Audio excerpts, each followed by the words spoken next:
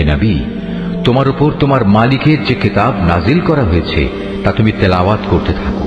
তার কিতাবে বর্ণিত কথাবার্তা রদবদল করার কেউই নেই। তিনি ছাড়া তুমি আর কোনোই আশ্রয়স্থল পাবে না। হে নবী, তুমি নিজেকে সদা সেসব মানুষদের সাথে রেখে চলবে যারা সকাল সন্ধ্যায় তাদের মালিককে ডাকে, তারা একমাত্র তাঁরই সন্তুষ্টি কামনা করে, এবং কখনো তাদের কাছ থেকে তোমার স্নেহের দৃষ্টি ফিরিয়ে নিও না। কখনো এমন কোন ব্যক্তির কথা মতো চলো না যার অন্তঃকরণকে আমি আমার স্মরণ থেকে গাফেল করে দিয়েছি। আর যে ব্যক্তি নিজের প্রবৃত্তির গোলামি করতে শুরু করেছে এবং যার কার্যকলাপ আল্লাহ তাআলার সীমানা লঙ্ঘন করেছে। হে নবী, তুমি বলো, এ সত্য দিন তোমাদের মালিকের পক্ষ থেকে এসেছে, সুতরাং যার ইচ্ছা সে এর উপর ঈমান আনুক, আর যার ইচ্ছা সে তা অস্বীকার করুক।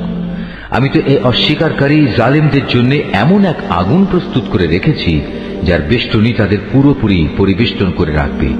যখন তারা পানির জন্য ফরিয়াদ করতে থাকবে, তখন এমন এক গলিত ধাতুর মতো পানীয় দ্বারা তাদের ফরিয়াদের জবাব দেয়া হবে যা তাদের সমগ্র মুখমণ্ডল জ্বালিয়ে পুড়িয়ে দেবে। কি ভীষণ হবে সে পানীয়, আর কি নিকৃষ্ট হবে তাদের আশ্রয়ের স্থানটি। আর যারাই আল্লাহ তাআলার উপর ঈমান এনেছে এবং ভালো কাজ করেছে, তাদের কোনো আশঙ্কা নেই।